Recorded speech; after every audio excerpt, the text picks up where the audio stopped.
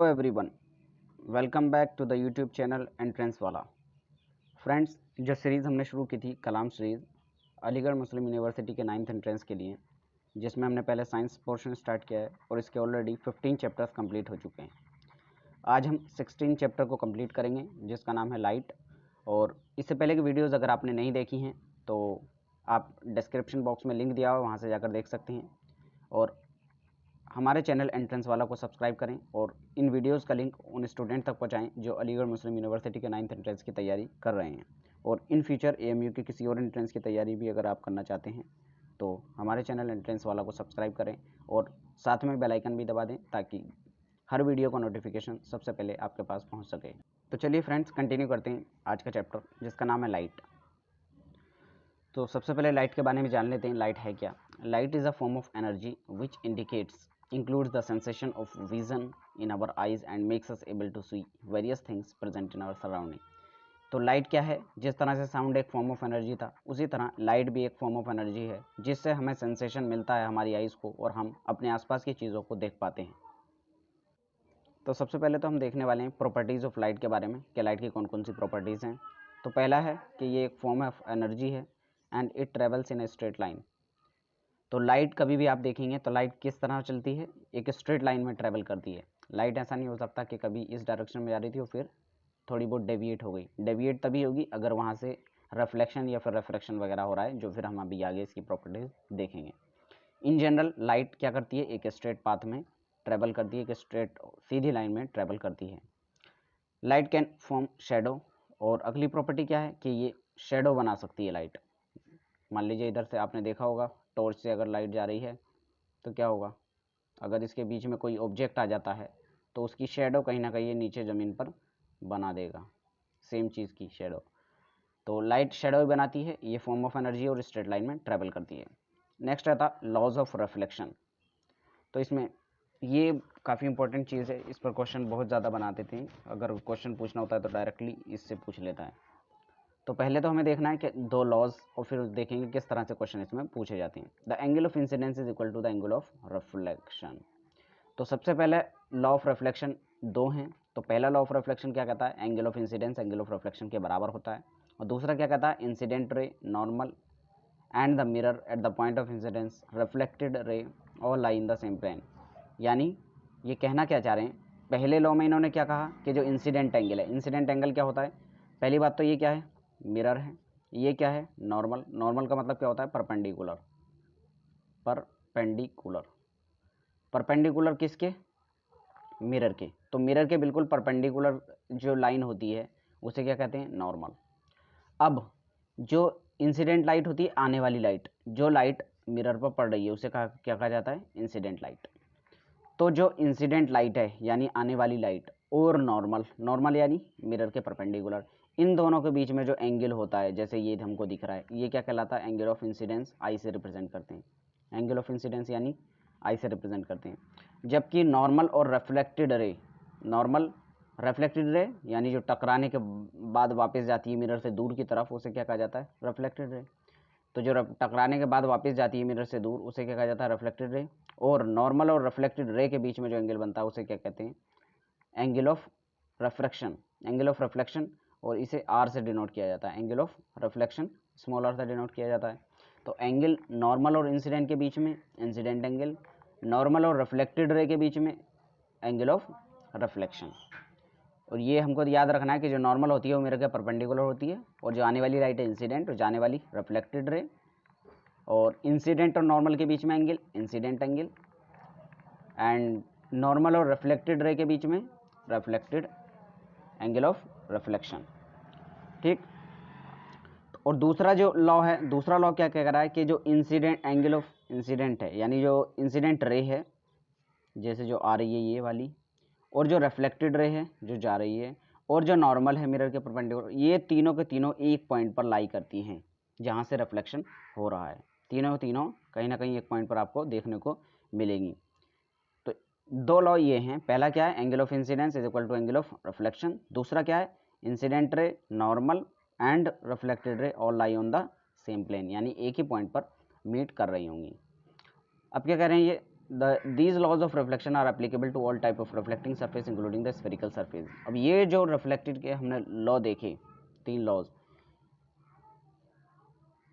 सही, तो ये तीनों के तीनों हमेशा वैलिड हैं हर सरफेस पर, चाहे वो स्फेरिकल सरफेस क्यों ना हो।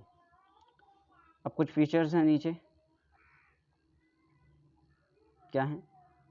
सम features of image formed by plane mirror, यानी जो प्लेन मिरर इमेज बनाती है उसके कुछ फीचर्स क्या हैं? Image is always formed behind the mirror, यानी जो मिरर इमेज बनाएगा वो हमेशा और हमेशा कहाँ होगी? मिरर के पीछे होगी, जैसे हम देखते भी हैं। And it obtain a image is virtual image which means it can not be obtained on screen. और जो इमेज हम देखते हैं क्योंकि वो पीछे होती है मिरर के, तो वो कैसी इमेज होती है? वर्चुअल इमेज होती है, जिसको हम स्क्रीन पर ऑब्टेन नहीं कर सकते।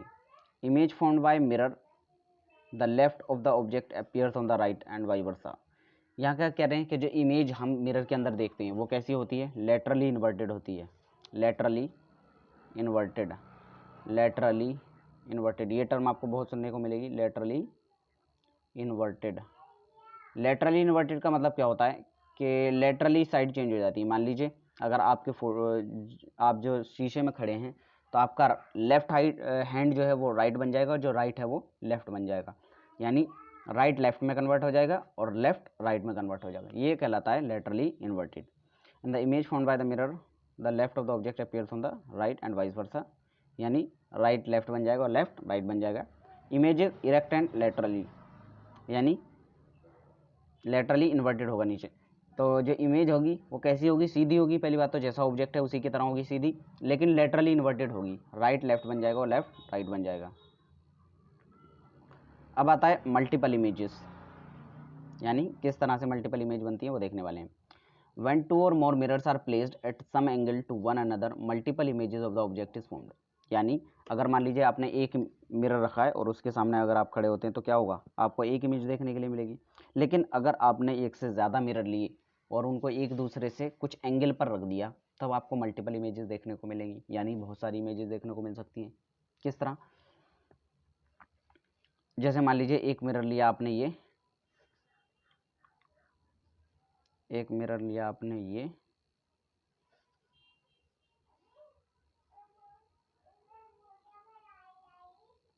दूसरा मिरर लिया आपने, ये सही, यानी इन दोनों मिरर्स को आपने कहीं ना कहीं एंगल पर रख दिया, कुछ एंगल पर। अब अगर इसके बीच में आप कोई ऑब्जेक्ट रखते हैं तो लाइट इससे रिफ्लेक्ट होकर अंदर इमेज बनेगी, इससे रिफ्लेक्ट होकर इधर अंदर इमेज बनेगी।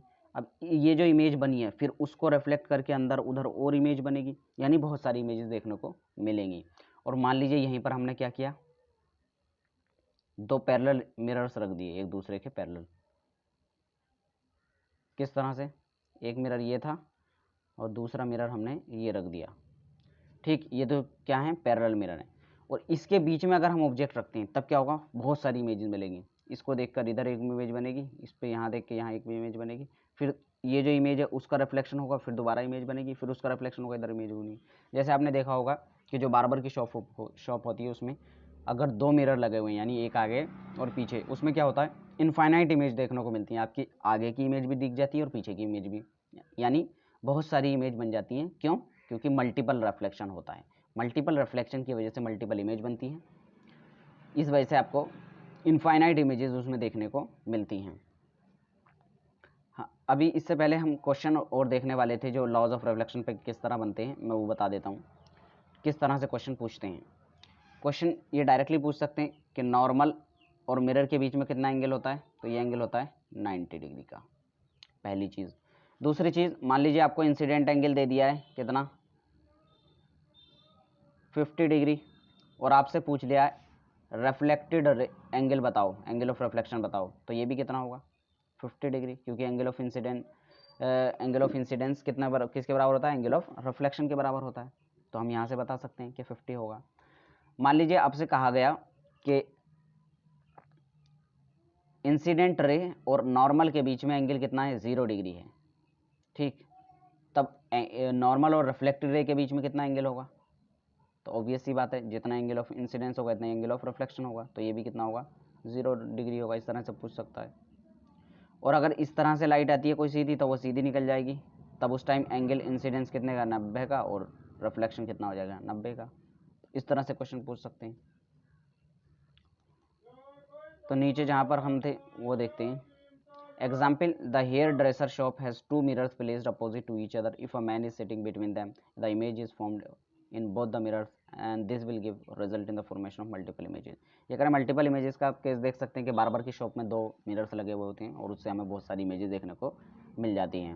And the number of images formed depend on the angle of between the mirrors. और कितनी इमेज बननी है वो किस पे डिपेंड करता है, एंगल के बीच में, 2 मिरर्स के बीच में कितना एंगल है, जितना एंगल पर डिपेंड करेगा कि कितनी इमेजेस बनने वाली हैं। अगर 2 मिरर बिल्कुल पैरेलल हैं और इसके बीच में कोई ऑब्जेक्ट रखा जाता है तो इनफाइनाइट इमेजेस देखने को मिलेगी, ये आपको याद रखना है। If the given 2 mirrors are at right angle to each other 3 images will be obtained. If given mirrors are at 60 degree the images will be 5। तो 2 डाटा आपको याद रखने हैं कि अगर 2 मिरर्स एक दूसरे से 90 डिग्री पे रखे हुए हैं तब कितनी इमेज बनेगी, 3, और अगर 60 डिग्री पे रखे हुए हैं तब कितनी इमेज बनेगी, 5। मैं दिखा देता हूँ 90 डिग्री वाला के किस तरह से इमेज बनेगी। मान लीजिए ये है एक मिरर, ठीक, और दूसरा है ये मिरर, ये दोनों 90 डिग्रीज पर हैं। 90 डिग्रीज पर आपको इमेजिन करना पड़ेगा ये 90 डिग्री पर है, ठीक। तो मान लीजिए आपने कोई ऑब्जेक्ट रखा बीच में यहाँ, तो एक इमेज इधर बनेगी, एक इमेज उधर बनेगी, फिर इन दोनों के रिफ्लेक्शन से कहीं ना कहीं एक इमेज पीछे बनेगी यहाँ पर, तब आपको 3 इमेजेस देखने को मिलेगी जब 2 मिरर्स 90 डिग्री पे एक दूसरे के रखे हुए हैं तब। When the 2 mirrors are kept opposite and parallel to one another, infinite number of images will be formed। ये भी आपको याद रखना है, अगर 2 मिरर्स पैरेलल रखे गए एक दूसरे के तो कितनी इमेज बनेगी, इनफाइनाइट इमेज बनेगी। नेक्स्ट आता है kaleidoscope. The idea of number of images formed by the mirror placed at an angle to one another is used to in a kaleidoscope to make numerous beautiful patterns. Kaleidoscope के अंदर क्या होता है, यही property जो light की हम use करते हैं कि अगर 2 मिरर्स को एक दूसरे पर कुछ एंगल्स पर रखा जाता है तो क्या होता है, मल्टीपल इमेजेस बनती हैं, यानी बहुत सारी इमेजेस हमें देखने को मिलती हैं। तो इस केस में क्या होता है कि क्लेडोस्कोप में भी हम एक से ज़्यादा मिरर्स का यूज़ करते हैं और उनके रिफ्लेक्शन से कुछ ना कुछ ब्यूटीफुल पैटर्न्स बनाने की कोशिश करते हैं। अब हम देखने वाले हैं आई का स्ट्रक्चर, यानी हमारी आई के अंदर क्या है, व्हाट इज़ इनसाइड आवर आई। तो आई का हम पहले स्ट्रक्चर देखेंगे, फिर उसके अंदर अलग अलग पार्ट्स देखेंगे, उनका फंक्शनिंग देखेंगे, और फिर कहीं ना कहीं डिफेक्ट्स भी देखेंगे कि कौन कौन से डिफेक्ट आई के अंदर होते हैं। Eye is one of our most important sense organ which gives us the sense of vision. ये कह रहे हैं आइज़ क्या है, हम देखते हैं आइज़ एक बहुत इंपॉर्टेंट सेंस ऑर्गन है। टोटल हमारी बॉडी के अंदर कितने सेंस ऑर्गन है, 5, उसमें से एक क्या है, विजन, यानी eye. We see object only when light coming from the object enters into our eyes. तो हम किसी भी ऑब्जेक्ट को कब देखते हैं, जब ऑब्जेक्ट पर लाइट पड़ती है और उससे रिफ्लेक्शन के बाद हमारी आइज़ के अंदर जाती है, तब हम क्या करते हैं, ऑब्जेक्ट को देख पाते हैं। यानी रिफ्लेक्शन की वजह से हमें कोई भी ऑब्जेक्ट देखने को मिलता है। पहले लाइट जाके ऑब्जेक्ट पे पड़ेगी और फिर उससे रिफ्लेक्ट होकर हमारी आइज़ में जैसे ही लाइट पहुंचती है तब हम उसकी इमेज बनती है रेटिना पर और हमें देखने को मिल जाता है। अब यहाँ पर स्ट्रक्चर दिया हुआ है, आपको स्ट्रक्चर में कुछ चीज़ें याद रखनी है। जैसे जो सबसे बल्जिंग पार्ट होता है बाहर का आई का, उसे क्या कहा जाता है, उसे कहा जाता है कॉर्निया। उसके बाद ये जो खाली पोर्शन है बीच का, उसे कहा जाता है पुपिल। और जो सराउंडिंग पोर्शन होता है एक रेडिश कलर का, उसे क्या कहा जाता है, आइरिश कहा जाता है। और आइरिश कंट्रोल करता है पुपिल का साइज क्या रहने वाला है। पुपिल मतलब जिससे लाइट एंटर करेगी। ये तो क्या हो गया, मस्क्यूलर पार्ट हो गया, तो यहाँ पर लाइट एंटर नहीं करेगी। तो लाइट जो एंटर करेगी वो सिर्फ और सिर्फ कितने पार्ट से करेगी, इतने पार्ट से। तो जो लाइट एंटर करने वाला एरिया है यानी पुपिल है, उसका साइज कौन कंट्रोल करता है, आइरिश। ये भी हम पढ़ेंगे अभी। फिर ये क्या है, ये लेंस है जहाँ पर लाइट का रिफ्रैक्शन होता है। लाइट का रिफ्रैक्शन होता है, ये याद रखना आपको, रिफ्लेक्शन नहीं होता। आपने क्या पढ़ा था यहाँ पर, पीछे रिफ्लेक्शन पढ़ा था। और लाइट का हमारी आँख के अंदर क्या होता है, रिफ्रैक्शन। ये हमारी सिलेबस में भी है नहीं, 10th और 12th में पढ़ाया जाएगा।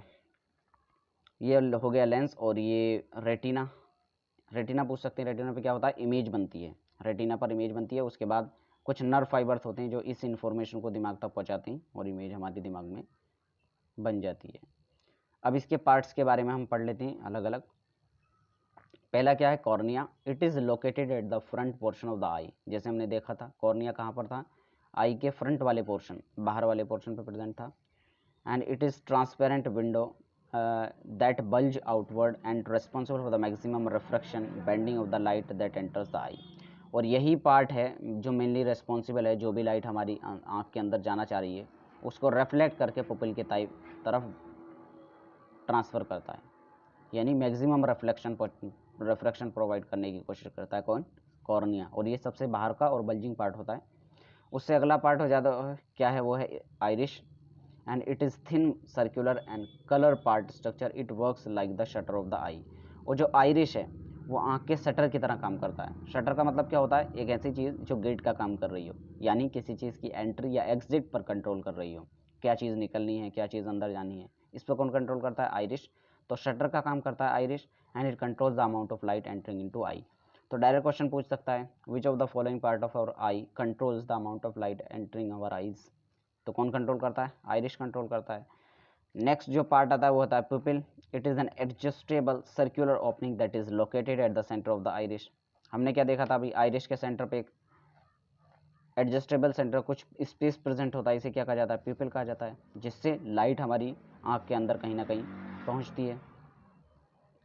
Light enters into our eye through the pupil, pupil के थ्रू ही लाइट हमारी आँख के अंदर जाती है।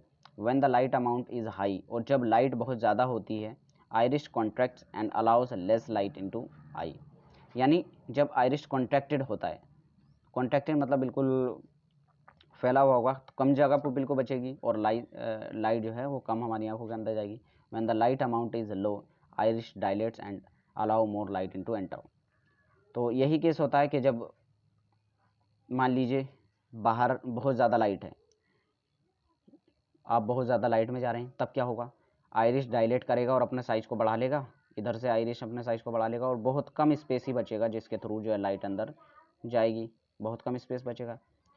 और मान लीजिए आप डिम लाइट में जाते हैं, डिम लाइट में जाएंगे तो क्या होगा, आइरिश अपना साइज़ छोटा कर लेगा, यहाँ तक अपना साइज़ इधर छोटा कर लेगा, फिर जो प्यूपिल का साइज़ है वो बढ़ जाएगा। अब इसकी वजह से लाइट इसमें आसानी से बहुत ज़्यादा एंटर कर पाएगी हर डायरेक्शन से, क्योंकि स्पेस बढ़ गया है। तो इस तरह से साइज का कंट्रोल करता है कौन, आइरिश। तो पुपिल का साइज कौन कंट्रोल करता है, आइरिश। और पुपिल कंट्रोल क्या करता है, अमाउंट ऑफ लाइट हमारी आंख के अंदर कितनी जानी है, ये कौन कंट्रोल करता है, पुपिल। नेक्स्ट है retina. The screen of eye is refer to as retina. अब जो हमारी आंख है उसकी जो स्क्रीन है उसे क्या कहा जाता है, retina. Because the light ray comes through the pupil and passes through the lens and converges on a screen called retina. Retina is the light sensitive inner light of the back of the eye. यानी हमारी आँख के जो back में जो है वो light sensitive part होता है जहाँ पर इमेज कहीं ना कहीं बनती है। Retina contain several nerve cells, there are two kind of cells. यानी रेटिना के पास क्या होता है, कुछ स्पेशलाइज सेल्स होते हैं जिसके थ्रू क्या होती है, इमेज बनती है। अब ये दो तरह की सेल्स होती हैं, कौन कौन से, एक होता है कौन सेल्स जो सेंसिटिव होते हैं ब्राइट लाइट के लिए, यानी हमें कलर का सेंसेशन देती हैं। दूसरी होती है रोड्स जो डिम लाइट के लिए सेंसिबल हैं। यानी अगर कहीं ना कहीं हम बात करें रोड सेल्स की, तो ये हमें डिम लाइट में विज़न प्रोवाइड करती हैं, डिम लाइट में विज़न प्रोवाइड करती हैं। और जो कौन सेल्स हैं वो हाई लाइट में हमें विज़न प्रोवाइड करती हैं, कौन सेल्स, और रोड सेल्स डिम लाइट में। तो दो तरह के सेल्स होते हैं जो रेटिना पर प्रेजेंट होते हैं, कौन सेल्स जो हमें कलर्ड विज़न प्रोवाइड करते हैं, रोड सेल्स जो डिम लाइट में देखने के लिए हमें मदद करते हैं। नेक्स्ट है lens. It is made up of jelly transparent material and it is the biconvex structure. तो हमारे यहाँ के अंदर जो अगला स्ट्रक्चर है वो है लेंस, जो एक बाइकॉन्वेक्स स्ट्रक्चर होता है और ये जेली लाइक ट्रांसपेरेंट मटेरियल होता है and it is present behind the pupil, और प्यूपिल के पीछे प्रेजेंट होता है। And the size and the thickness of the lens change as per the distance of the object by the ciliary muscles. अब ये जो लेंस है, मैं दिखा देता हूँ एक बार फिगर में, यहाँ पर ये जो मसल्स हैं इन्हें क्या कहा जाता है, इन्हें कहा जाता है सिलियरी मसल्स, सिलियरी मसल्स। तो ये सिलियरी मसल्स आपस में एडजस्ट होकर जो लेंस का साइज है वो कभी आगे हो जाता है कभी पीछे हो जाता है। तो इस तरह ही जैसे अमाउंट ऑफ लाइट एंट्री कर रही है उस पर डिपेंड करता है कि लेंस कहाँ पर रहने वाला है। तो ऐसा नहीं है हमारी आँख के अंदर जो लेंस है उसका पोजीशन फिक्स रहती है, लेंस की जो पोजीशन आई के अंदर फिक्स नहीं रहती है, वो चेंज होती रहती है सिलियरी मसल्स की वजह से। नेक्स्ट है ऑप्टिक नर्व।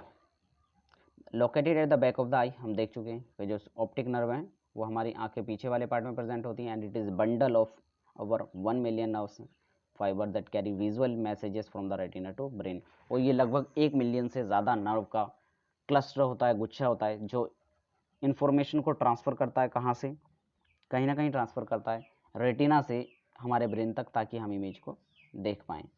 नेक्स्ट पार्ट है blind spot. It is the small region where the optic nerve and the retina meet. तो ब्लाइंड स्पॉट एक ऐसा रीजन होता है जहाँ पर ऑप्टिक नर्व और रेटिना मिलते हैं। यहाँ पर कोई सेंसरी सेल नहीं होता है, इसलिए इमेज भी यहाँ पर नहीं बनती है।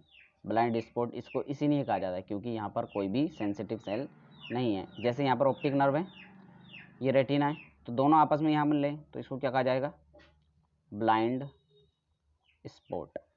ब्लाइंड स्पॉट, ब्लाइंड स्पॉट क्यों कहा जा रहा है, क्योंकि यहाँ पर कोई भी इमेज नहीं बनती है। इमेज क्यों नहीं बनती है, क्योंकि यहाँ पर रोड्स नहीं होती हैं, rods, no rods no cones, no rods no cones, यानी रोड्स भी नहीं होंगे यहाँ पर, कॉन्स भी नहीं होंगे। रोड और कॉन क्या है, लाइट सेंसिटिव सेल है, तो यहाँ पर प्रेजेंट नहीं होती है, जहाँ पर रेटिना और नर्व सेल, नर्व दोनों मिलते हैं, और इसी को ब्लाइंड स्पॉट कहा जाता है। नेक्स्ट है वर्किंग ऑफ आई, कि आँख जो है हमारी किस तरह से काम करती है। पूरा स्ट्रक्चर जो लाइट के फॉल करने से इमेज बनने तक और हमारे देखने तक, हम देखने वाले हैं कि क्या क्या प्रोसीजर फॉलो किया जाता है। तो यहाँ पर वर्किंग की बात की जाए, किस तरह से इमेज फॉर्मेशन होता है हमारी आई के अंदर, तो सबसे पहला स्टेप क्या होता है यहाँ पर, the light reflect of from the object and enters the eye ball through a transparent layer of tissue eight the front of the I called cornea. सबसे पहला पार्ट क्या होता है कि लाइट ऑब्जेक्ट पर पड़ेगी, ऑब्जेक्ट से रिफ्लेक्शन के बाद हमारी आँख में जाएगी। आँख में किस तरह एंटर करेगी, वो कुछ लेयर ऑफ टिश्यू से पास करेगी, जिसे हम कॉर्निया कहते हैं। हमने देखा था सबसे बाहर वाला पार्ट जो आई का है उसे क्या कहा जाता है, कॉर्निया। तो सबसे पहले जो रिफ्लेक्टेड लाइट है ऑब्जेक्ट से आई है, ऑब्जेक्ट से रिफ्लेक्ट होने के बाद जो लाइट है वो हमारे कॉर्निया के थ्रू आई के अंदर जाएगी। फिर cornea bends the light rays through the pupil, यानी अब जो कॉर्निया है वो लाइट को बेंड करेगा और पुपिल की तरफ डायरेक्ट करेगा, यानी पुपिल में को भेजेगा। In the dark opening in the centre of the colour portion of the eye. अब जो डार्क ओपनिंग थी कहाँ पर, इसकी वजह से जो डार्क ओपनिंग थी पुपिल के अंदर वो क्या हो जाएगी, कलर्ड पोर्शन पहुंच जाएगी, चेंज हो जाएगी। And the adjusted light passes through the eyes natural crystalline lens. अब इसके थ्रू होकर लाइट कहाँ पर पहुंचेगी, क्रिस्टलिन लेंस पर पहुंचेगी, जहाँ पर इसका रिफ्रैक्शन होगा। सबसे पहले लाइट ऑब्जेक्ट पे पड़ी, वहाँ से क्या हुआ, रिफ्लेक्शन हुआ, रिफ्लेक्शन के बाद कहाँ पहुँची, आई में पहुँची। आई में सबसे पहले वो पास की कॉर्निया से, कॉर्निया ने उसे डायरेक्ट किया पुपिल की तरफ, पुपिल से फिर कहाँ जाएगी, लेंस पर पड़ेगी। अब लेंस पर क्या होगा, रिफ्रैक्शन होगा। क्या होगा, रिफ्रैक्शन। दो अलग चीज़ें हैं, रिफ्लेक्शन और रिफ्रैक्शन अलग चीज़ें हैं, रिफ्रैक्शन। तो यहाँ पर आई में, आई के लेंस पर क्या होगा, रिफ्रैक्शन होगा। And the eye lens converge all the rays on the retina and images formed on the retina real small inverted. अब क्या होगा, जो भी लाइट रेज लेंस पर पड़ी हैं तो लेंस उसको कन्वर्ज करेगा, यानी उन दोनों को कन्वर्ज करके रेटिना पर डालेगा, और जो इमेज है वो छोटी और इन्वर्टेड बनेगी। यानी हमारी रेटिना पर इमेज कैसी बनती है, उल्टी इमेज बनती है। तो जैसा ऑब्जेक्ट होगा उसकी उल्टी इमेज हमारी रेटिना पर बनेगी और छोटे साइज़ की बनेगी। ऐसा नहीं है जितना बड़ा ऑब्जेक्ट हमारे सामने रखा है तो इतनी बड़ी इमेज बनेगी। इमेज कैसी बनती है, छोटी बनती है, उल्टी बनती है, इन्वर्टेड। ये आपको याद रखना है। नेक्स्ट है the retina converts these light rays into electrical signals that are related to brain via optic nerve. अब इसके बाद क्या होता है, जो रेटिना है इस इंफॉर्मेशन को पास करती है हमारे ब्रेन को, किस तरह, ऑप्टिक नर्व के थ्रू। And the brain process the information it receive so that it can turn we can see. और फिर ये जो सिग्नल हमारे ब्रेन में पहुँचे, हमारा ब्रेन उनको इंटरप्रेट करता है और हम एक सीधी इमेज देख पाते हैं। तो इमेज हमारे रेटिना पर कैसी बनती है, स्मॉल और इन्वर्टेड बनती है। नेक्स्ट आता है केयर्स ऑफ आई, यानी आंखों की देखभाल क्या और कैसे करें। पहला स्टेप क्या है, it is advised to use suitable spectacles, यानी हमें कुछ ना कुछ सुइटेबल चश्मे वगैरह पहन लेना चाहिए आंखों को बचाने के लिए। नेक्स्ट है, eyes are very important sense organ and are sensitive to some points to take care of eyes are as follows, यानी हमारी आंखें जो वो काफ़ी सेंसिटिव हैं और एक मोस्ट इंपॉर्टेंट सेंस ऑर्गन भी है। तो फॉलोइंग पॉइंट हमको याद रखने चाहिए। क्या? In case of any problem in eyes you should go to the eye specialist. जैसे ही आंखों में कोई प्रॉब्लम हो हमें आई स्पेशलिस्ट के पास जाना चाहिए। टू ब्राइट और too dim light is bad for eyes, यानी हमें ना बहुत ज़्यादा लाइट में जाना चाहिए और ना बहुत कम लाइट में जाना चाहिए। दोनों की दोनों ही हमारी आंख के लिए हार्मफुल होती हैं और इससे क्या होता है, आई स्ट्रेन होता है और हेडेक, सिर में दर्द होने लगता है। Do not look at the sun और पावरफुल लाइट डायरेक्टली, हमें सन या पावरफुल लाइट्स पे डायरेक्टली नहीं देखना चाहिए। इससे भी क्या होता है, हमारी आंखों पे बहुत ज़्यादा असर पड़ता है और आंखों के ख़राब होने के चांसेस रहते हैं। Never rub your eyes if particles of dust go into your eyes. Wash your eyes with a clean water if there is no improvement go to doctor.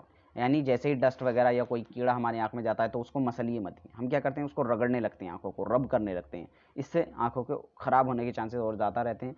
तो इसके लिए अगर इससे बचना है तो क्या करें, डायरेक्ट पानी से धोएं तो पानी से निकल जाएगा। अगर ऐसा नहीं हो रहा है तो फिर क्या करें, डॉक्टर के पास जाएँ, खुद से उसको ना मसलें।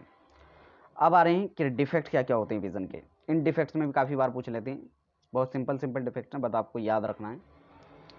तो डिफेक्ट्स जो हैं आई के, वो पहला डिफेक्ट है क्या, मायोपिया। मायोपिया क्या होता है, a person with myopia can see nearby object clearly while distant object appears blurred. यानी ऐसे पेशेंट्स के अंदर क्या होता है, जो पास की इमेज है वो तो साफ दिखती है, यानी जो पास के ऑब्जेक्ट्स हैं वो तो सही दिखते हैं, लेकिन दूर वाली जो चीज़ है वो ब्लर्ड दिखती है। ब्लर यानी उसमें कहीं ना कहीं धुंधलापन दिखाई देता है। And this disease is also called short sightedness, और इसे ही शॉर्ट साइटेडनेस भी कहा जाता है या फिर नियर साइटेडनेस भी कहा जाता है। Spectacles with concave lens can improve the vision in myopic person. आपको ये याद रखना है, बहुत इंपॉर्टेंट है। क्या? कौन सा लेंस यूज़ किया जाता है ऐसे आदमियों के लिए, यानी ऐसे पेशेंट जिनको मायोपिया है उन्हें कौन सा लेंस प्रेफर किया जाता है, कॉन्केव लेंस। तो अगर किसी को मायोपिया है, पास की चीज़ें सही दिख रही हैं लेकिन दूर की नहीं दिख रही हैं, तो कॉन्केव लेंस का यूज़ किया जाता है उसके केस में। नेक्स्ट जो है वो है हाइपरमेट्रोपिया। हाइपरमेट्रोपिया को लॉन्ग साइटेडनेस भी कहा जाता है या फिर फार साइटेडनेस भी कहा जाता है, यानी मायोपिया का जस्ट उल्टा। A person with hypermetropia can see distant object clearly but can't see nearby object distinctly. यानी हाइपरमेट्रोपिया पे आदमी पास की चीज़ें तो नहीं देख पाता और दूर की चीज़ें देख लेता है, यानी इनके वर्ड से बिल्कुल उल्टा है। वहाँ पर क्या था, शॉर्ट साइटेडनेस। शॉर्ट में ऐसा लगता है कि जैसे शॉर्ट का विजन खराब हो, लेकिन ऐसा नहीं है, वहाँ पर शॉर्ट का देख पाता है, दूर का नहीं देख पाता है। यहाँ पर क्या है, हाइपरमेट्रोपिया फार साइटेडनेस, ऐसा लगता है कि फार में प्रॉब्लम होगी लेकिन ऐसा नहीं है, प्रॉब्लम है शॉर्ट में, यानी पास की चीज़ें नहीं दिखती हैं, दूर की चीज़ें सही दिखती हैं। This disease is called long sightedness भी कहा जाता है। स्पेक्टिकल्स विद कॉन्वेक्स लेंस, ये याद रखना है। यहाँ पर कौन सा लेंस यूज़ किया था, convex lens.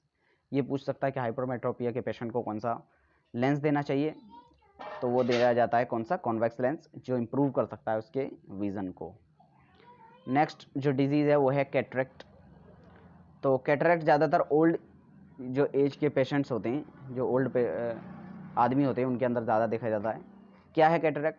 During the old age the crystalline lens becomes milky and cloudy in a cataract patient and thus the person can not see clearly. यानी जो ओल्ड एज के पेशेंट्स होते हैं उनके अंदर क्या होता है, जो उनका जो लेंस होता है वो कैसा हो जाता है, वो कहीं ना कहीं क्लाउडी हो जाता है और मिल्की हो जाता है, क्लाउडी एंड मिल्की हो जाता है। इसी को क्या कहा जाता है, कैटरेक्ट कहा जाता है। And the cataract is treated by surgery. और कैटरेक्ट को ट्रीट किया जा सकता है, यानी ठीक किया जा सकता है, कैसे, सर्जरी के through. In cataract surgery the cloudy lens is removed and artificial lens is transplanted in the eye. और कैटरेक्ट के केस में जो आँख के अंदर जो ओरिजिनल लेंस था उसको निकाल दिया जाता है, वो एक आर्टिफिशियल लेंस उसमें फिट कर दिया जाता है। नेक्स्ट है visually challenge person. Visually challenge person यानी ऐसे आदमी, ऐसे ह्यूमन बींग्स जो नहीं देख सकते हैं या फिर उनकी आइज़ में कुछ बहुत ज़्यादा प्रॉब्लम रहती है। Some persons including children can be visually handicapped, यानी कुछ लोग जो हैं वो विजुअली हैंडीकैप्ड हो सकते हैं, यानी उन्हें देखने में बहुत ज़्यादा प्रॉब्लम, ऐसा हो कि कोई चीज़ देख ही नहीं रही है, ऐसा भी हो सकता है। And they have very limited vision to see things, और चीज़ों को देखने के लिए उनके पास बहुत कम विज़न है। Such person are called visually challenge person, यानी या तो किसी को बिल्कुल नहीं दिख रहा हो या फिर बहुत कम दिख रहा हो, तो ऐसे जो पर्सनस होने क्या कहा जाता है, विजुअली चैलेंज पर्सन कहा जाता है। नेक्स्ट है, a visually challenge person usually develops their other sense more sharply like the sense of hearing and sound. तो यहाँ पर कह रहे हैं कि जो ऐसे आदमी जिनके अंदर जो विजुअल विजुअली चैलेंज होते हैं, यानी जिन्हें विज़न सही से नहीं आता है, तो विज़न के अलावा जो बाकी सेंस हैं उनको बहुत अच्छे से स्टिल यूज़ करते हैं। जैसे जो साउंड हो गई, टच हो गया, इन सब के लिए बहुत ज़्यादा सेंसिटिव हो जाते हैं, क्योंकि उनके पास विज़न तो है नहीं, तो वो विज़न का यूज़ भी बाकी सेंसेस में कर लेते हैं ताकि अपनी सराउंडिंग से वो नॉर्मल इंटरप्रिटेशन कर पाएँ, यानी नॉर्मल उससे इंटरेक्ट कर पाएँ। However, additional resources can enable them to develop their capabilities further. Resources can be of two type, non-optical and optical aid. यहाँ पर कह रहे हैं कि इसके अलावा कुछ और चीज़ें भी हैं जिसके थ्रू हम उन्हें बचा सकते हैं। तो ये जो उनकी कैपेबिलिटीज़ को हम बढ़ा सकते हैं, किस तरह से? ये दो तरीके हैं, एक है ऑप्टिकल एड और दूसरा है नॉन ऑप्टिकल एड। तो ऑप्टिकल एड के अंदर क्या होता है? Optical aid help a person who is partially visually challenged. These aid enlarge an image or a text so that they can be visible. Bifocal lenses, contact lenses, tinged lenses, magnifiers, telescope aids, magnifying device, telescopic devices under this category. तो कुछ ऐसे patients होते हैं जिनके अंदर क्या है कि सिर्फ चीज़ें जो है वो काफ़ी छोटी दिखने लगी हों या ब्लर दिखने लगी हों, तो उनको क्या करते हैं, तो कहीं ना कहीं उनको लेंस दे दिया जाता है, बाईफोकल लेंस, जिससे कि वो अपने हाथ में उसको रखते हैं और रीडिंग वगैरह पढ़ते हुए क्या करते हैं, उसका यूज़ करते हैं। या फिर उनको टिंटेड लेंस दे दिए जाते हैं, या फिर मैग्नीफायर्स या टेलीस्कोपिक एड्स दे दिए जाते हैं। तो इस तरह के कुछ जो पेशेंट्स हैं जिनको कहीं ना कहीं हम ऑप्टिकल जो इंस्ट्रूमेंट हैं उन्हें देकर अगर उनको बचा सकते हैं तो ये भी यूज़ किया जाता है। दूसरा होता है non optical aid. Non optical aid का मतलब क्या होता है? Non optical aid helps a person who is completely visually challenge, यानी ऐसा आदमी जो पूरा का पूरा विजुअली चैलेंज है, यानी उसको बिल्कुल दिखता ही नहीं है। Non optical aid include visual aids magnify words, यानी उनके लिए जो वर्ड्स हैं उनको मैग्नीफाई कर दिया जाता है, यानी बड़े करके वर्ड्स बनाए जाते हैं, यानी एलिवेशंस के साथ। Tactual aids using sense of touch, जिससे यानी वो पढ़ते कैसे हैं, फिर वो पढ़ते हैं टच करके। ऑडिटरी एड, या फिर उनको सुनने की चीज़ें दे दी जाती हैं ताकि वो उससे सुन के पढ़ पाएँ। नेक्स्ट आता है Louis Braille. Louis Braille, the most popular resource for visually challenge person is known as Braille, यानी सबसे अच्छा जो सोर्स है वो विजुअली चैलेंज पर्सन के लिए वो है Braille system. And the Braille code is use for the common languages, mathematics and scientific notation. और जो कॉमन लैंग्वेज है वो मैथमेटिक्स और साइंटिफिक नोटेशन के लिए ब्रेले सिस्टम को यूज़ किया जाता है। And Louis Braille was born in 1809 in France. और ब्रेले सिस्टम जो है वो लुइस ब्रेले ने स्टार्ट किया था, कहाँ पर? फ्रांस के अंदर 1809 में। And he became blind due to an accident in childhood. और वो जो अंधे हुए थे किस वजह से हुए थे? उनकी बचपन में एक एक्सीडेंट हुआ था, उसकी वजह से हुए थे। And he developed the Braille script in 1824, और 1824 में उन्होंने ब्रेले स्क्रिप्ट बना दी थी। ब्रेले स्क्रिप्ट क्या है? The system has 63 raised dots pattern, यानी इनका जो सिस्टम बना हुआ है उसमें क्या है, लगभग 63 डॉट एलिवेशंस के साथ, यानी 63 डॉट्स उठी हुई रेज्ड हैं, डॉट्स पैटर्न हैं, या फिर कैरेक्टर हम इनको कह सकते हैं, जैसे हम ABCDE या हमारे अल्फ़ाबेट्स हैं, उसी तरह से इनके भी अल्फ़ाबेट्स हैं। एंड ईच कैरेक्टर और a pattern represent a letter, और हर कैरेक्टर या जो पैटर्न होता है वो क्या रिप्रेजेंट करता है? एक लेटर को रिप्रेजेंट करता है। And the combination of letter common word बनाता है, ग्रामेटिकल साइन बनाता है। Dots are arranged in cells of 2 vertical rows of 3 dots. अब यही पूछ सकता है कि जो डॉट्स हैं ब्रेले स्क्रिप्ट में किस तरह अरेंज हो सकती हैं। तो 2 रोज होती हैं, वर्टिकल रोज कितनी होती हैं? 2, एंड 3 डॉट्स होती हैं हर रो के अंदर।